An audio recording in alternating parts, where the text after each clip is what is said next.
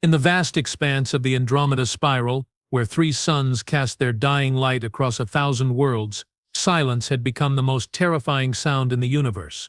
The war had raged for 17 standard cycles. 17 years of blood, plasma fire, and the screaming metal of dying starships. 17 years since humanity first stumbled into the galactic community, not as explorers or diplomats, but as refugees fleeing a dying Earth. What they found waiting among the stars was not salvation, but something far more complex. A tapestry of alien civilizations locked in their own ancient conflicts, and a reputation that preceded them like wildfire through the void. Deathworlders. That's what they called humans. The species that evolved on a planet so hostile, so unforgiving, that merely surviving childhood was considered an act of defiance against the cosmos itself, while other races developed in the gentle embraces garden worlds, planets with stable climates, predictable seasons, and ecosystems that nursed their children like loving mothers. Humanity clawed its way to sentience on a world that tried to kill them every single day. And now the galaxy was learning what that truly meant. Lieutenant Marcus Rivera stood on the observation deck of the UES Defiance, watching the blue-white glow of hyperspace streak past the reinforced transpersteel viewport. His reflection stared back at him, 34 years old, scarred from a dozen battles, eyes that had seen too much and still burned with the kind of determination that made other species step back in something between awe and terror. Behind him the bridge hummed with quiet efficiency. Human voices mixed with the translated communications of their alien allies. The insectoid Thrakahi, the crystalline Veltar, the amphibious Quelonathi, an impossible alliance forged in the fires of desperation. "Contact on long-range sensors, sir," came the voice of Communications Officer Lin Wei, her tone carrying that particular edge that meant trouble. It's a Zephyrian vessel." The bridge fell silent. Even the translation software seemed to pause, as if the artificial intelligences had learned to fear that name. Zephyrian. Marcus turned slowly, his hand instinctively moving to the plasma sidearm at his hip. "Configuration? Heavy cruiser class. But sir," Lin's voice faltered, "it's broadcasting a white flag protocol. They're requesting parley." The irony wasn't lost on anyone present. The Zephyrians, those elegant ethereal beings who looked like living starlight given form, had been humanity's most implacable enemy since first contact. Their crystal cities floated in the void like frozen music, their technology so advanced it seemed more like magic than science. They were beautiful, ancient, wise, and they had declared humanity an abomination that needed to be cleansed from existence. "Sir?" Lin pressed gently. Marcus closed his eyes for a moment, feeling the weight of command settle on his shoulders like a familiar coat. Behind his eyelids, he could still see the burning ruins of New Geneva Colony, still hear the screams of 10,000 civilians as Zephyrian energy weapons turned their home into glass and ash. Still feel the helpless rage that had driven him to volunteer for the most dangerous missions the UES could offer. "Put them through," he said finally. The main view screen shimmered, and suddenly the bridge was filled with the presence of something not quite alien, not quite divine. Tall, graceful, with skin that seemed to contain trapped starlight and eyes like deep space nebulae. The Zephyrian commander represented everything humanity was not. Where humans were compact, deficient, scarred by their world's cruelty, this being was flowing elegance incarnate. But there was something wrong with the image. The Zephyrian's usual perfect composure was cracked, showing something underneath that Marcus had never seen before in their kind: fear. "I am Thesagindra of the Third Celestial House," the being spoke, its voice like wind chimes in a gentle breeze. Even through the translation matrix, the alien's distress was palpable. "I speak for her luminescence, Queen Velthara the Eternal, Keeper of the Crystal Throne, Mother of the Dying Light." Marcus stepped forward, his combat boots silent on the deck plating. "I'm Lieutenant Rivera, commanding officer of this vessel.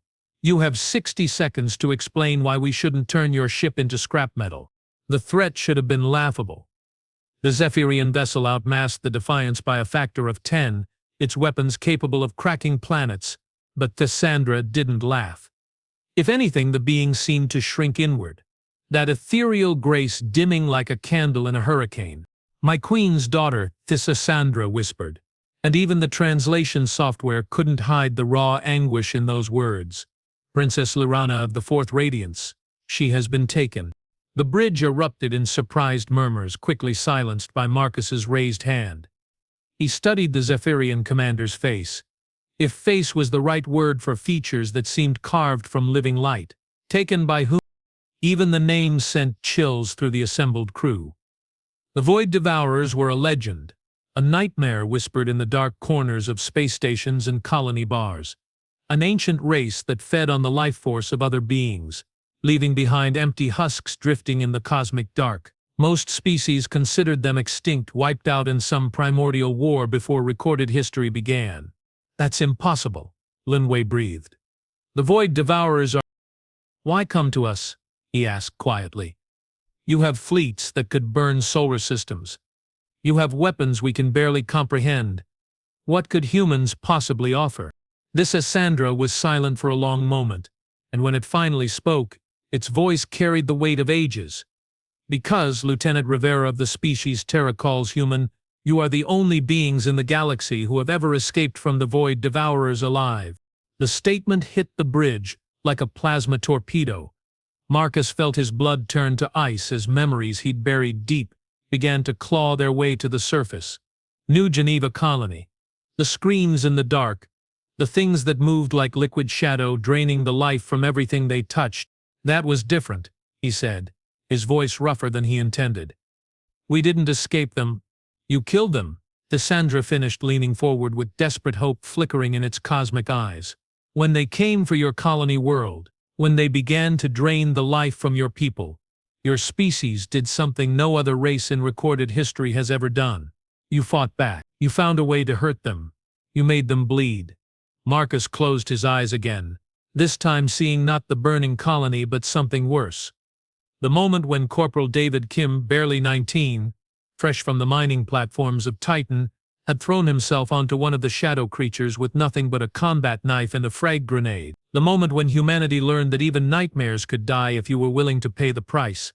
The price was too high, Marcus whispered. The princess, Cassandra's voice broke entirely. She is barely past her first century. In your terms, she would be a child. My queen, in her desperation, has authorized me to offer you anything. Technology beyond your wildest dreams, territories, an end to the war. Anything, if you will help us bring her daughter home. The bridge fell silent except for the hum of life support systems and the distant thrum of the hyperdrive. Marcus could feel the eyes of his crew on him, waiting for his decision. Behind them he sensed something else, the weight of history. The moment when everything would change. I need to consult with command, he said finally. Lieutenant, Cassandra said. And for the first time since the transmission began, the Zephyrian's composure cracked completely. The being's luminous form flickered, revealing something achingly vulnerable underneath. Please. She is my niece. My sister's only child. If you have ever loved someone, if you have ever watched the light fade from their eyes while you stood helpless, please. Marcus stared at the alien being. This representative, a race that had tried to exterminate his species, and saw something that transcended the barriers of biology and culture. He saw a parent's love, raw and desperate and willing to sacrifice everything for a child's life.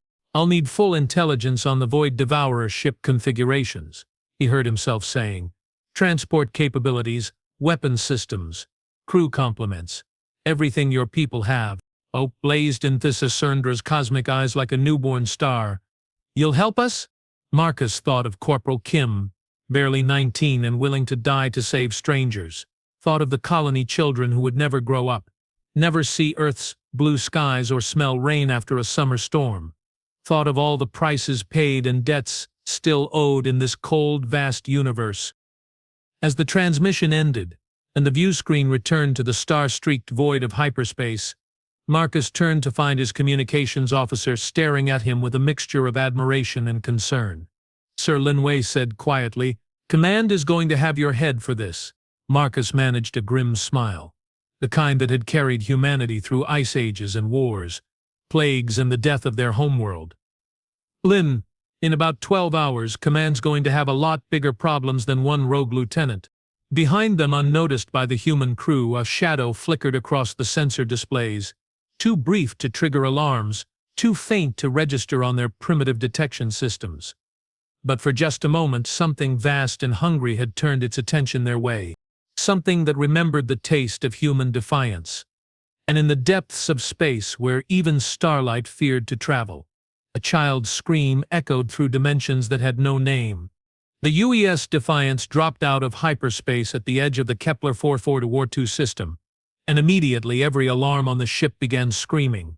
"Jesus Christ," whispered Tactical Officer James Park, his hands flying over his console as threat indicators painted the main display in shades of crimson death. "Yeah. Sir, I'm reading. I don't know what I'm reading." Marcus Rivera stood rigid at the center of the bridge, his eyes locked on the tactical display that showed something that shouldn't exist, where the fourth planet should have been. A thriving Zephyrian research station, housing nearly 1,000,000 souls. There was only a slowly expanding cloud of debris and what looked like tears in space itself.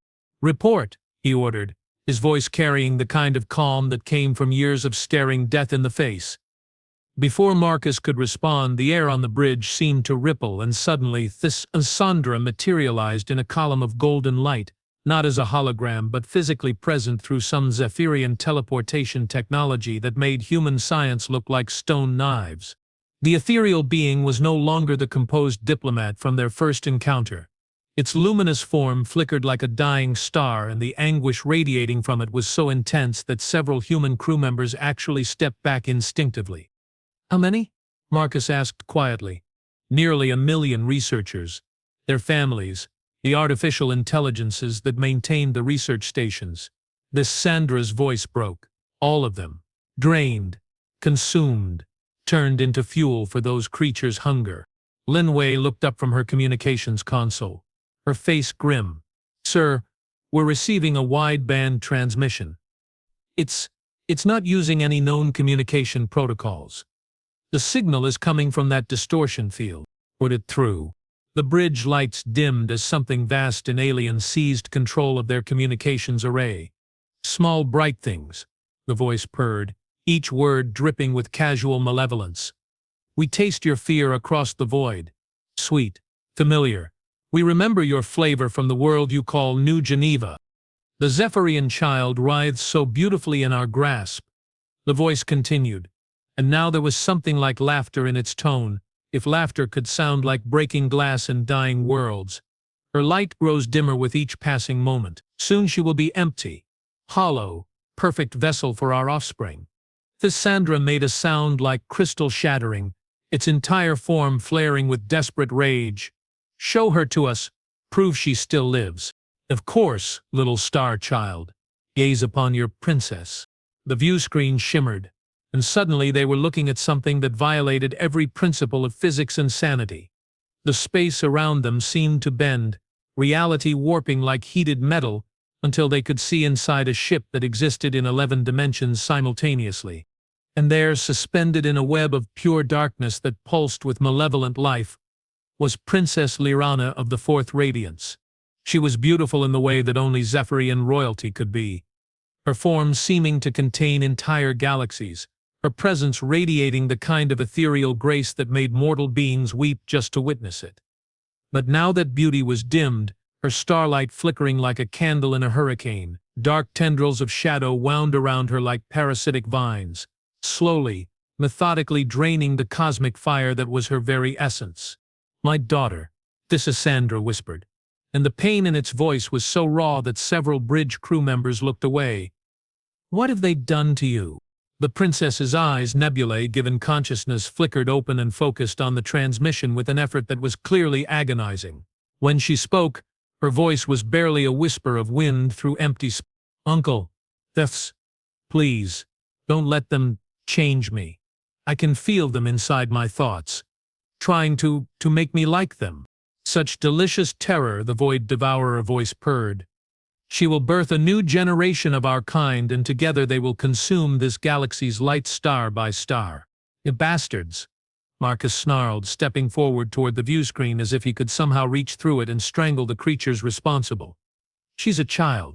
The attention of the Void Devourers shifted to him, and Marcus felt something probe the edges of his mind, cold, hungry, utterly alien. For a moment, he was back on New Geneva Colony, watching shadows move through the evacuation centers while children screamed. Ah, the Death Whirler speaks. Yes, we remember you, little bright thing. Your species tastes of such exquisite pain, rage and love and desperation all mixed together. We have been curious to sample more. Come and try, Marcus growled, his scarred features set in an expression that had made enemy commanders surrender rather than face him in battle. We'll give you a taste you won't forget. Something that might have been laughter rippled through the transmission. Brave words from creatures whose homeworld is already dying. Yes. We have tasted Earth's fading light. Your sun grows sick, your oceans poison, your children born twisted by radiation and despair. The words hit the bridge like a physical blow. Earth was dying, had been dying for decades before the evacuation fleets launched. But to hear it spoken so casually, to have their species' greatest tragedy treated as entertainment. The exchange, Thisandra said suddenly, its voice cutting through the wave of rage and despair that threatened to overwhelm the humans present. Name your terms. Simple. Star Child. Surrender your homeworld. Open the crystal throne to our hunger. Allow us to drain the celestial core that powers your civilization. Do this, and we will return the princess, mostly unchanged. Mostly unchanged? Thissandra's form flared with desperate hope and terror. She will retain her consciousness, her memories, her essential self, but she will carry our gift within her, and when the time is right, when the stars align in the proper configuration, she will birth the next generation of Void Devourers. Your royal line will become the mothers of extinction. The transmission cut off, leaving the bridge in stunned silence. For a long moment, nobody spoke. Nobody moved. The implications were staggering not just for the Zephyrians, but for every living species in the galaxy. If the Void Devourers gained access to the celestial core, they could spread across the stars like a plague, consuming entire civilizations to fuel their reproduction. We can't let that happen, Lin Wei said quietly. If they get the celestial core, every world becomes New Geneva, Marcus finished grimly. He turned to Thisandra, studying the alien's flickering form. What aren't you telling us? About the princess? About why the Void Devourers want her specifically? Thisandra was quiet for a long moment, its cosmic features shifting with what might have been shame. Princess Lorana is not just heir to the crystal throne, she is special. Even among our kind, her connection to the celestial core is unprecedented. Her birth caused Aurora to dance across 12 star systems. Her first words made the quantum foam itself sing with joy. Get to the point, Marcus said, though not unkindly. If they succeed in corrupting her, in making her one of them while preserving her connection to the core, Thissandra's voice became barely a whisper. She could open gateways directly into the heart of our homeworld. The tactical implications hit Marcus like a sledgehammer. That's why they took her, not for ransom, not for breeding stock. She's going to be their weapon. Yes, Thisandra said, its luminous eyes dimming with despair. And if my sister chooses to surrender the homeworld to save her daughter, we will all die anyway. The Void Devourers will feed on our civilization's life force, birth 1,000 new spawn and then spread across the galaxy like a cancer. Unless, Marcus said slowly, an idea forming in his tactical mind, dangerous, desperate, probably suicidal, but maybe their only chance. Unless we get to her first. Marcus thought of Corporal Kim throwing himself onto a Void Devourer with nothing but a knife and a grenade. Thought of the colony children who died screaming while shadows drained their lives away. Thought of Earth, dying slowly in its poisoned sky, and all the prices his species had paid just to survive another day. We've done impossible things before, he said quietly. But I'll need your help. All of it. Technology, intelligence, access to Zephyrian military assets. My queen will never approve such a risk. The possibility of rescue is infinitesimal compared to the certainty of the princess's death if we anger the Void Devourers. Then don't tell your queen, Marcus said, his scarred features set in determination. This is my operation now. Human rules, human methods, human responsibility. If we fail, you can blame it all on the crazy Deathworlders who bit off more than they could chew. Why, though? Sandra asked, finally. Why risk everything for the daughter of your greatest enemy? Marcus was quiet for a moment, thinking of his own daughter. Emily, barely 6 years old when the evacuation fleets launched. Her small hand clutched in his as they watched Earth shrink behind them. She would be 23 now if she had survived the journey to one of the colony worlds, 23 and probably believing her father was dead, killed in the war against the very species he was now trying to save. Because, he said quietly, some things are worth dying for. And because if we let the monsters win, what's left of us, that's worth saving. Behind them, unnoticed by anyone on the bridge, the sensor arrays flickered again. And in the depths of space, something vast and hungry began to move. The hunt was about to begin. 6 hours later, the UES Defiance hung in space alongside the most unlikely fleet in galactic history. 3 Zephyrian light cruisers, their crystal hulls singing with harmonic frequencies that made human teeth ache. 2 Thrak-high dreadnoughts, each one a kilometer of chitinous armor and biomechanical weapons that pulsed with organic malevolence. A single Veltar science vessel, its impossible geometry hurting to look at directly, existing in 7 dimensions simultaneously while somehow maintaining structural integrity. And at the heart of it all, the human ship, smaller, cruder, held together with termination and salvaged parts, but carrying something the others lacked: the willingness to die for strangers. Marcus stood in the Defiance's briefing room, studying holographic displays that showed intelligence gathered from a dozen species across 3 spiral arms. The Void Devourer ship, if ship was even the right word for something that existed partially outside normal space-time, was massive beyond comprehension. It stretched across multiple dimensions, its true size impossible to calculate because it didn't entirely exist in any single reality. The readings are off the charts, Dr. Elizabeth Torres reported, her scientific mind struggling to process data that violated every known law of physics.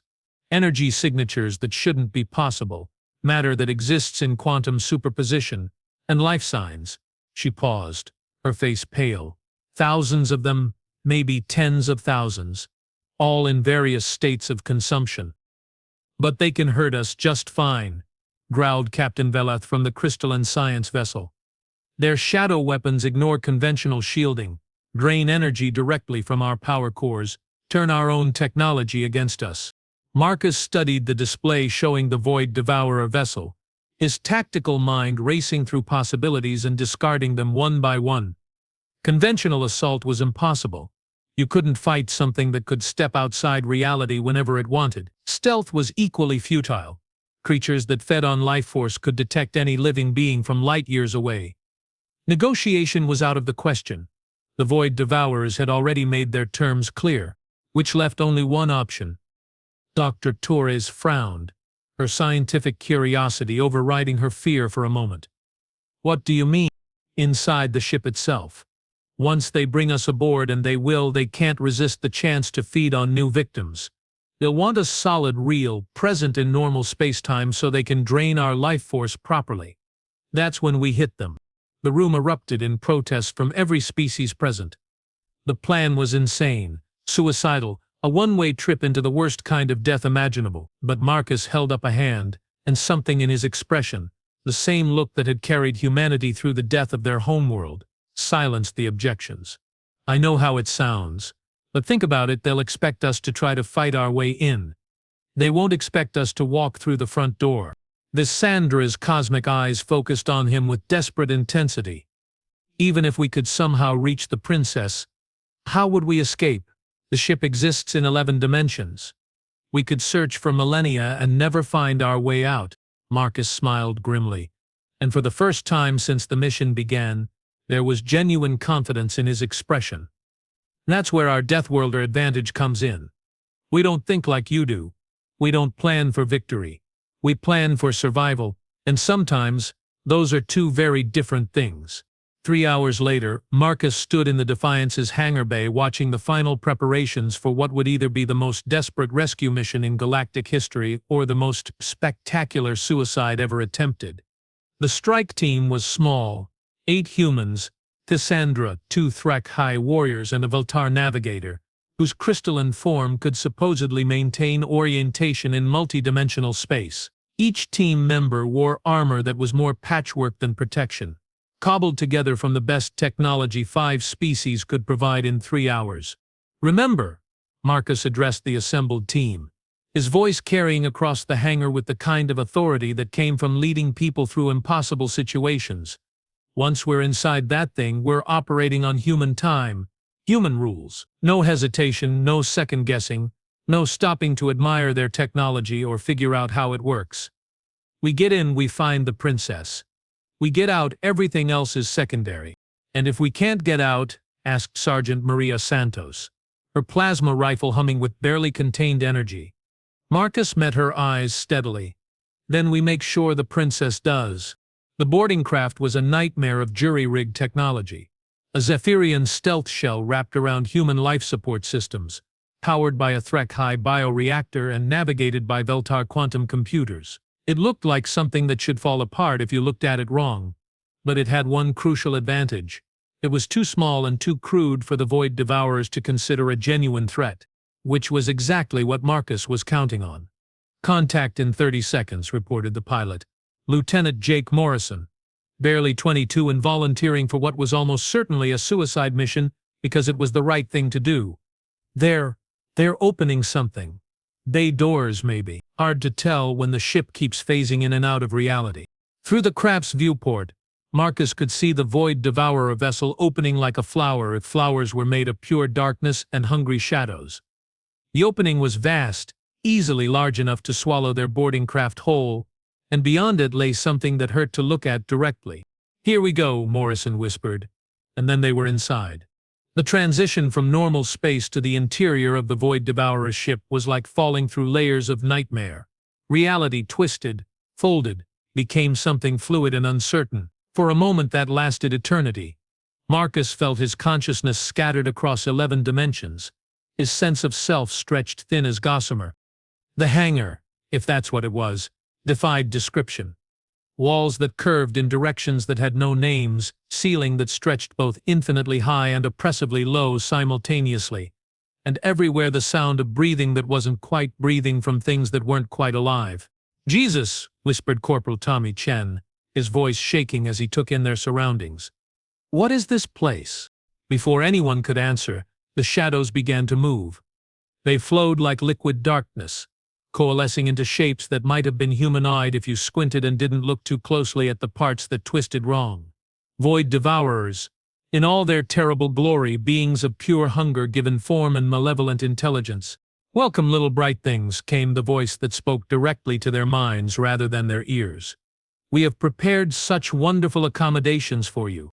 Marcus raised his rifle, a human weapon modified with Zephyrian energy coupling and HFY bioammunition, and opened fire without hesitation. The plasma bolt struck the nearest Void Devourer's center mass and actually hurt it, the creature recoiling with something that might have been pain. "Move!" Marcus roared, and the strike team scattered into the nightmare labyrinth of the ship's interior. What followed was less a battle than a running nightmare through corridors that existed in too many dimensions at once. The Void Devourers flowed through the walls like living shadow, striking from impossible angles while the strike team fought their way deeper into the ship's bowels. But Marcus had been right about one thing. The creatures were so focused on feeding, so confident in their dimensional superiority, that they hadn't expected their prey to fight back with such desperate efficiency. Human tactics, refined over millennia of warfare on a hostile world, proved surprisingly effective against beings that had grown complacent feeding on civilized species. "Left corridor," Cassandra called out, its luminous form providing the only light in the oppressive darkness. "I can sense her. She's close." They fought their way through chambers filled with the desiccated remains of a dozen species, past feeding pools where shadowy things writhed in ecstasy as they drained captured lives, through corridors lined with cocoons that pulsed with malevolent life. And finally, inevitably, they reached the heart of the ship. Princess Lorana hung suspended in a web of living darkness, her cosmic radiance dimmed to barely a flicker. But she was alive, conscious, aware, and when she saw Thissa's Syndra burst through the chamber's entrance with tears of starlight streaming down its ethereal cheeks, hope blazed in her nebular eyes like a newborn sun. "Uncle," she whispered, her voice barely audible but carrying across dimensions through sheer force of will. "You came." "Always, little star," Cassandra replied, its form blazing with desperate love as it began tearing at the shadow web with bare hands that burned like miniature suns. "Always and forever." But even as they worked to free her, Marcus felt the trap closing around them. The Void Devourers had been hurting them, guiding them to this moment, this place, and now. "Did you truly believe it would be so simple?" came the voice of the ship's master, a being so ancient and terrible that its presence made reality itself recoil. "The child is already ours. She has been feeding us her light for days. Soon the transformation will be complete, and she will birth our children into her people's reality." The princess's eyes went wide with horror as she felt something stirring within her, dark, alien, hungry. "No," she whispered. Then louder. "No, I won't let you. I won't be your weapon." And in that moment, Marcus understood what he had to do. "Torres," he called to the mission scientist, "the quantum resonance cascade you were working on. Could it disrupt their dimensional phasing?" Dr. Torres's eyes went wide as she realized what he was asking. "Theoretically, yes, but the energy requirements would be enormous. We'd need to channel the power of a small star, and the feedback would kill anyone generating it," Marcus finished grimly. He looked at Princess Lyrana, still trapped in the shadow web but fighting the alien presence growing within her with every fiber of her cosmic being. Unless that someone was already connected to a celestial core. The princess understood immediately, her nebular eyes widening with a mixture of terror and desperate hope.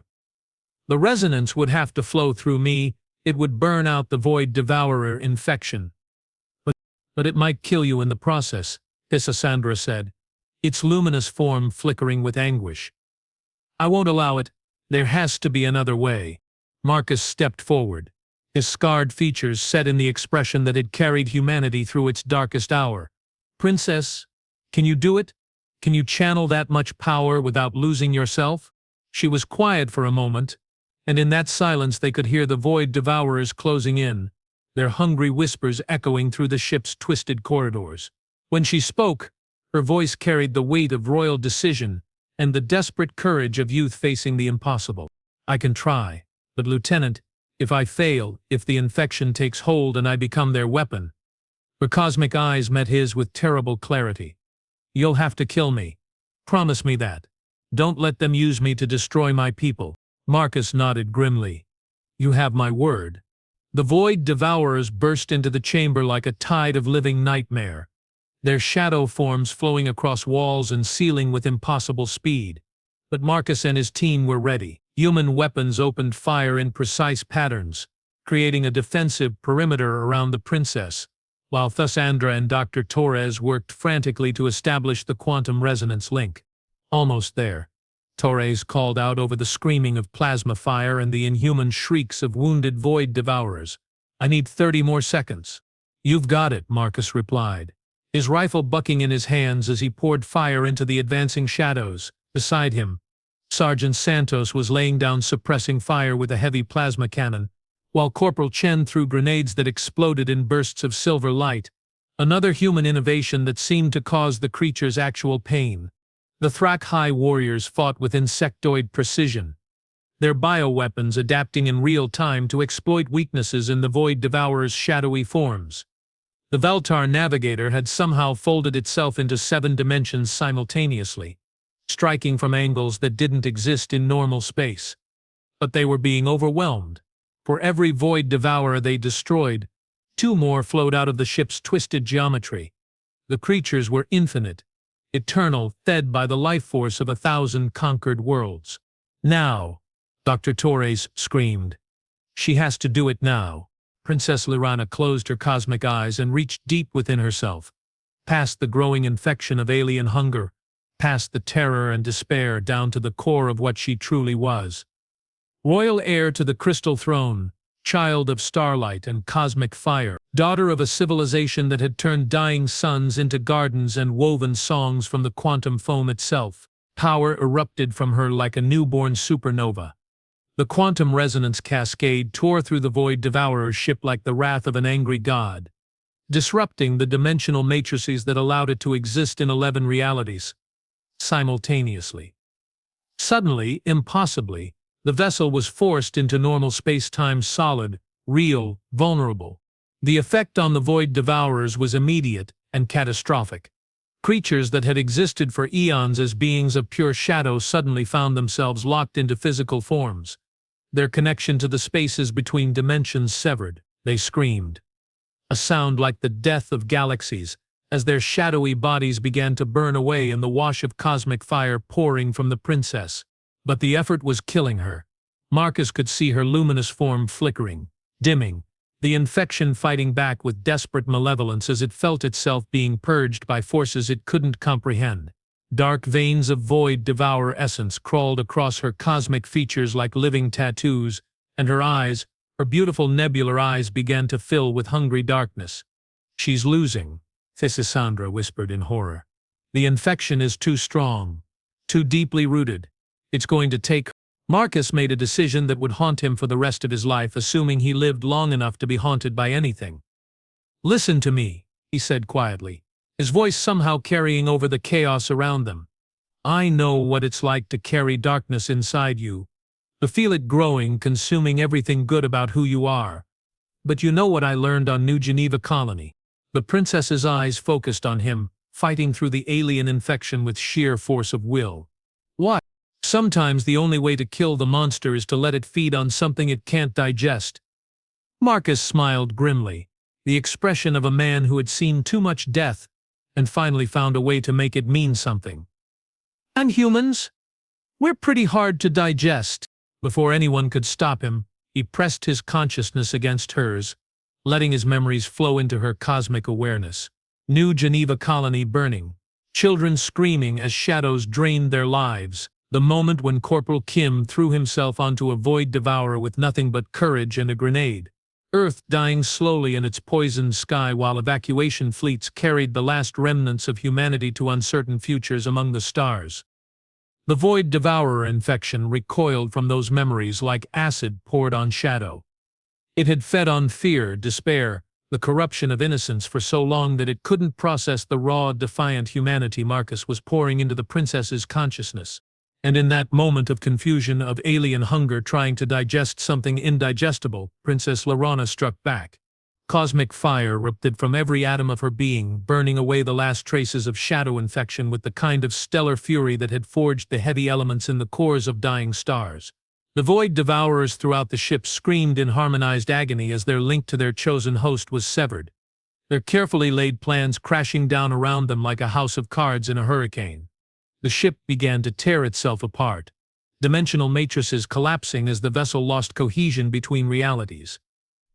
Emergency lighting that existed in colors human eyes couldn't process flickered and died. The very air seemed to scream as 11-dimensional architecture tried to compress itself into normal space-time. "We need to go," Dr. Touré shouted over the rising cacophony. "The ship's coming apart. We have maybe 2 minutes before the whole thing collapses into a quantum singularity."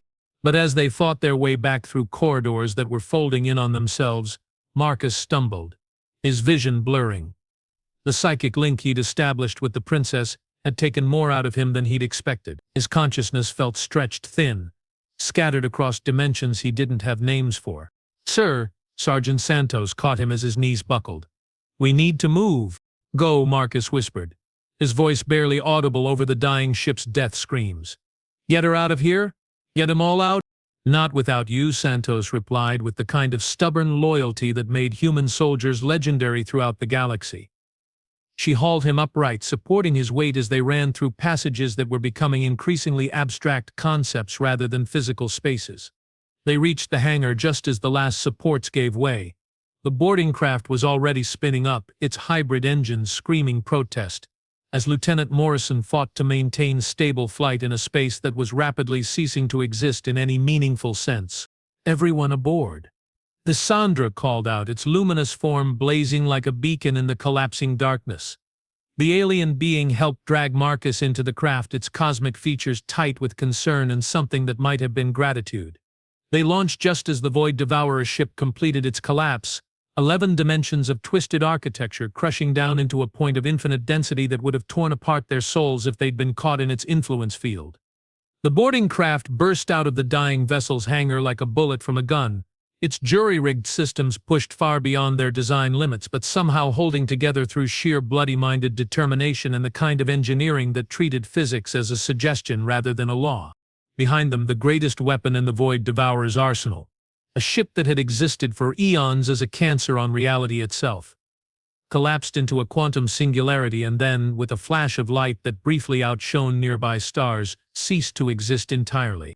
They were picked up by the combined fleet 20 minutes later, battered, exhausted, but alive. Princess Letrana was rushed to the Zephyrian medical bay, her cosmic radiance stabilized but still flickering from the ordeal she'd endured. Marcus was taken to the Defiance's sickbay, where Dr. Torres spent 6 hours trying to figure out what psychic link feedback did to human brain chemistry. "You'll live," she told him finally, though her expression suggested she wasn't entirely sure how. "What, Lieutenant? What you did back there, linking your consciousness with hers while she was infected, that should have killed you, should have torn your mind apart at the quantum level." Marcus managed a weak smile from his biobed. "Torres, has anyone ever told you that humans are really hard to kill?" 3 days later, Marcus stood on the observation deck of the UES Defiance, watching the combined fleet prepare to disperse. The war wasn't over. Wars like this never really ended. They just paused between tragedies. But something had changed in those desperate hours aboard the Void Devourer ship. A line had been drawn in the cosmic sand, and everyone knew that some things were worth fighting for regardless of species, ideology, or the ancient grudges that divided them. "Lieutenant Rivera." Marcus turned to find Princess Letrana standing behind him, her cosmic radiance restored to full glory but somehow different now. There was a depth to her nebular eyes that hadn't been there before, a gravity that spoke of someone who had looked into the abyss and chosen to climb back out. "Your Highness." He sketched a quick bow, more out of respect than protocol. "How are you feeling?" "Alive," she said simply. "Thanks to you and your people. Thanks to what you showed me. Those memories, that human stubbornness that refuses to surrender even when surrender is the logical choice." She paused, studying his scarred features with cosmic eyes that seemed to see through to his soul. "You could have died, probably should have died. Why risk it?" Marcus was quiet for a moment, thinking of his daughter Emily, somewhere among the colony worlds, thinking of Corporal Kim and all the prices paid for the simple privilege of existing in a universe that didn't care if they lived or died. "Because some things are worth the risk," he said finally, "and because maybe the galaxy needs to remember that even monsters can be killed if you're willing to pay the price." Princess Letrana nodded slowly, her luminous form flickering with something that might have been understanding. "My mother, Queen Velthara, has asked me to convey her gratitude. The war between our peoples, it doesn't end here, but perhaps it can change. Perhaps there can be something better than the endless cycle of violence and revenge. The best things never are." The princess smiled, an expression that made nearby stars seem dim by comparison. "Lieutenant Marcus, if you're ever in Zephyrian space again, you'll be welcome. Not as an enemy, not as an ally, but as family." She turned to leave, then paused at the observation deck's entrance. "Oh, and Lieutenant?" "Your daughter Emily, she's on Kepler 452b, working as a xenobiologist studying Threkai symbiotic organisms. She thinks about you often." Marcus felt his breath catch in his throat. "How do you—" "When you shared your memories with me, I saw her through your eyes. The love you carry for her, the hope that she's safe and happy somewhere among the stars." The princess's expression softened with something achingly beautiful. "She's alive, Marcus. She's grown into an extraordinary woman who would make her father proud." Behind him, he heard footsteps approaching, his crew coming to check on their commander. Linway, Torres, Santos, Morrison, Chen, all of them human, all of them scarred by the war and the death of their homeworld, but all of them still fighting for something better. "Sir," Linway asked quietly. "Orders?" "Set course for the outer colonies," he said. "I think it's time to go home." And in the depths of space, where even starlight feared to travel, Something vast and hungry stirred in the darkness between dimensions. The Void Devourers had lost a ship, lost a weapon, lost the chance to corrupt a princess and turn her into their gateway to conquest. But they were patient creatures, older than civilizations, and they had learned something important from their defeat. Humans were dangerous. Perhaps it was time to take them seriously. The war was far from over, but for the first time since humanity stumbled into the galactic community, they weren't fighting it alone. And in a universe full of impossible odds and ancient enemies, sometimes that made all the difference.